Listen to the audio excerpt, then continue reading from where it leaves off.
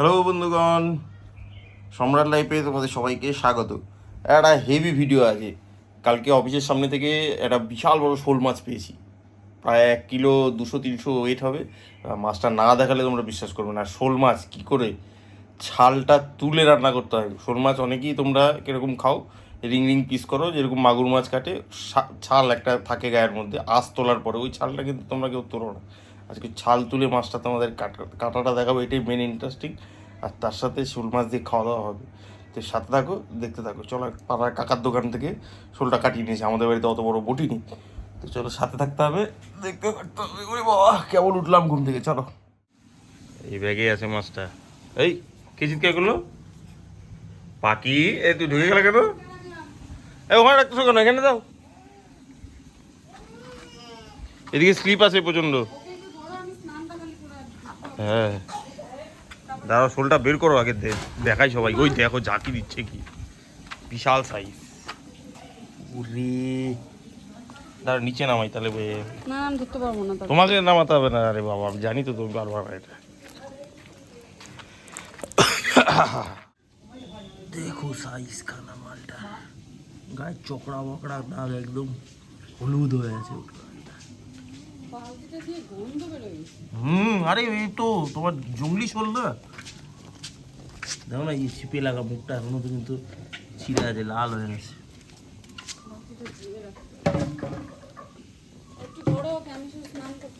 পুরোনো বিলের মাছ। এই দাদুর সাথে ঘুরতে চলে যাচ্ছে। শোলটা দেখো,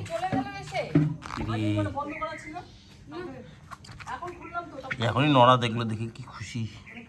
ওটা শর্ট বানালাম। ওই দেখো, 100 টাকা পোয়া, এইটা 500 টাকা কেজি। শোলটা ভাঙছে, কি এটা মুছে নিচ্ছে। এটা আঁশ তুলে দেবে, সারা না এই ছাল ছাড়াবে, নাহলে স্লিপ করে যাবে হাত থেকে।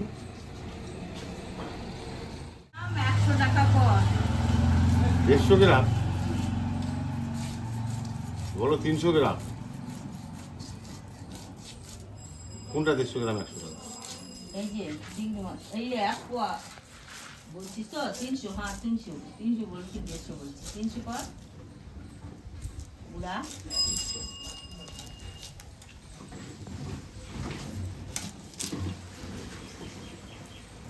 পুরা মাছ আমাকে একটু কাটতে হবে না। না না না না না, হয়নি কি করছিস পুরা? ওটা ছালটা তোলা, কিন্তু ঘাড়ের কাছ থেকে কিন্তু উঠাতে হয়। অনেকেই মাঝখান থেকে উঠায়। ঘাড়ের কাছ থেকে তুললে না মাছটা কেমন করে যেন তুলতে হবে বাবা। ওই কান কাটার ওই জায়গাটা থেকে একটু চামড়াটা এনে স্লিপ করে গেল।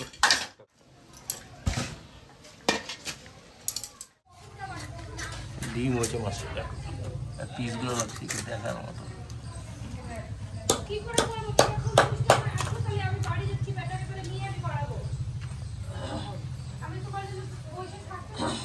হ্যাঁ, ফাটাই দাও।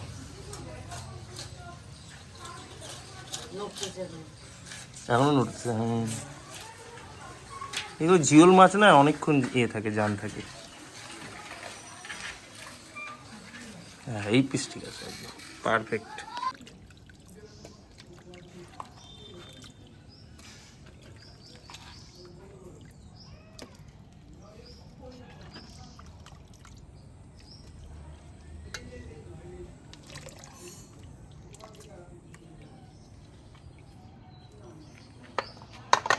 এখানে ডিম আছে, তেল আছে।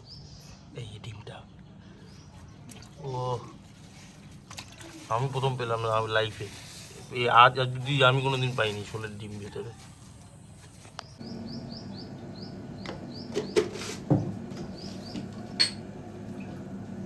কালারটা কি, আর মাছটা অনেক পুরানো তো, মিনিমাম 5-6 বছরের মাছ।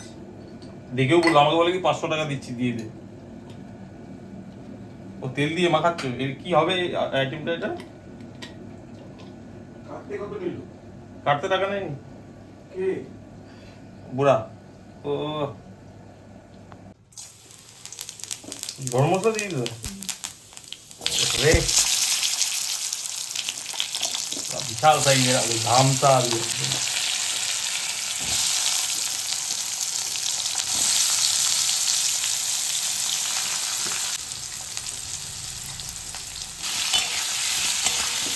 বাহ, টমেটো দিয়ে দিলাম, অনেক শর্টকাট। এই বাটা কি কি আছে এতে? লঙ্কা আর আদা আর শুকনো লঙ্কা, শুকনো লঙ্কা আর আদা বাটা। বাহ, তার মানে কি রসুন টসুন দিবা না? ও, রসুনটা আলাদা করে দিবা। পেঁয়াজ এরকম গোটা গোটা? বাহ, নতুন রেসিপি। এই মাছটা ভাজি তোলা আছে, ডিমটা কি লাগছে দেখে এখনই খাইনি।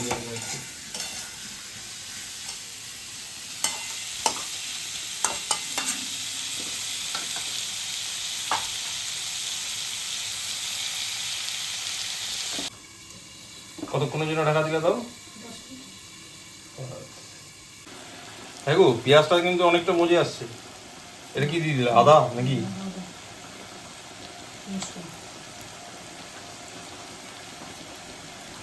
লঙ্কা বাটা, ওরে জিরা ধনে, কালারটা কি আসছে দেখছি। দেখি ফাইনাল কিরকম হয়। একবারে বন্ধুরা তোমাদের এটা হয়ে যাক, ঝোলটা কমপ্লিট হয়ে যাবে, তো শুধু কষবে, কষানো আর কি দেখাবো। একবারে কষে গিয়ে যখন জল দেবে তখন দেখাবো। চলো মা করতে থাকুক, আমি যাই। পুরা করে গেছে, অনেক কম তেলে রান্না করছো না? একদম কম তেলে খুব সুন্দর রান্না হয়েছে, যার জন্য হ্যাঁ কষ্ট কষ্ট ভালো। কিন্তু কালারের জন্য তেলটা এই ভাসলে আরো বেশি ভালো লাগে দেখতে ভিডিওতে। টেস্টে কোনো অভাব নেই, যা গন্ধ বেরোয়েছে ও হো হো। জল দিয়ে দাও, ফোটাটা একটু দেখাবো, তারপরে একবার খাওয়ার পাশে নিয়ে যাবো। বক টক বক টক বক।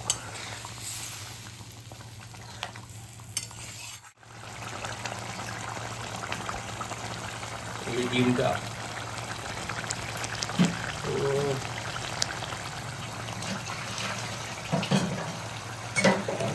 এটা খাওয়ার পাতে নিয়ে বসা ছাড়া আর কোনো রাস্তা নেই, অন্য কিছু নিব না, আমি শুধু এটা দিয়েই খাবো।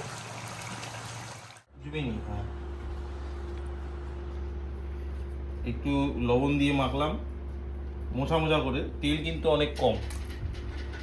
এই দেখো গরজটা, ঝালটাও আজকে পারফেক্ট।